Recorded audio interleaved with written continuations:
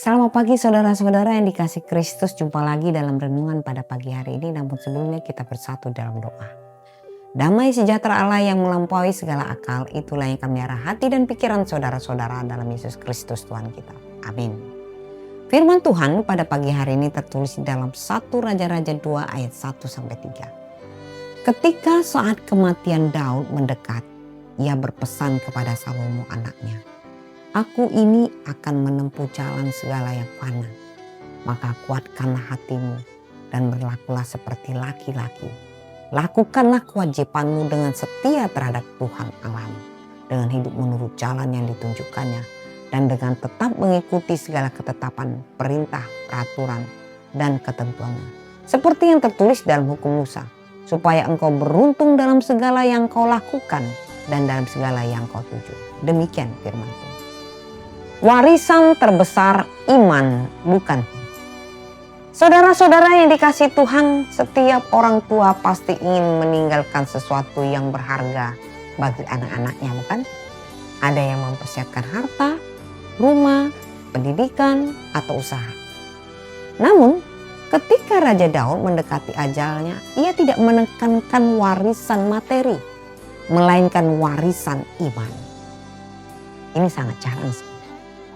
Ia berpesan kepada anaknya Salomo bukan hanya soal fakta, tetapi terutama tentang kesetiaan kepada Allah. Ini harus kita garis bawahi.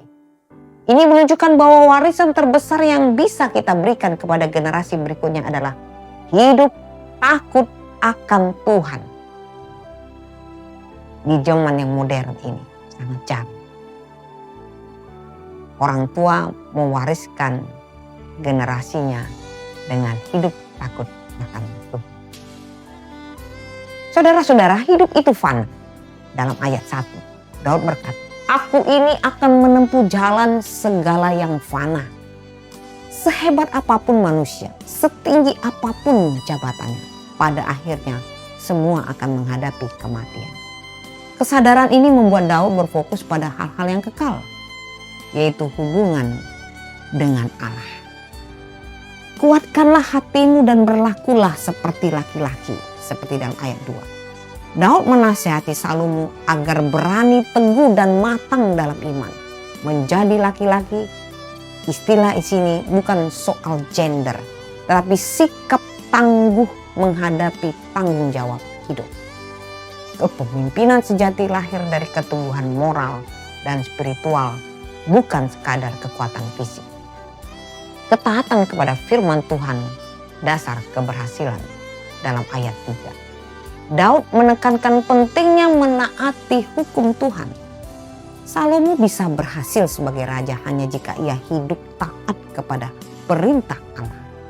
Keberhasilan sejati tidak datang dari strategi duniawi, tetapi dari berkat Tuhan yang diberikan kepada orang yang setia.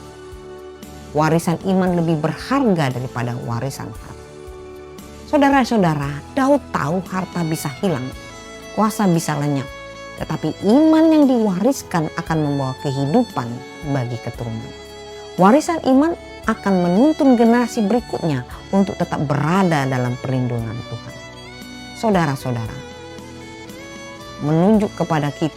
Daud menunjuk kepada kita bahwa hidup manusia fana, maka gunakan waktu untuk setia pada Tuhan. Kuatkan hati dan bertumbuhlah dewasa dalam iman.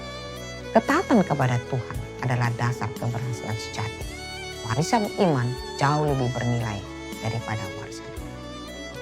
Selamat beraktivitas. Tuhan Yesus memberkati.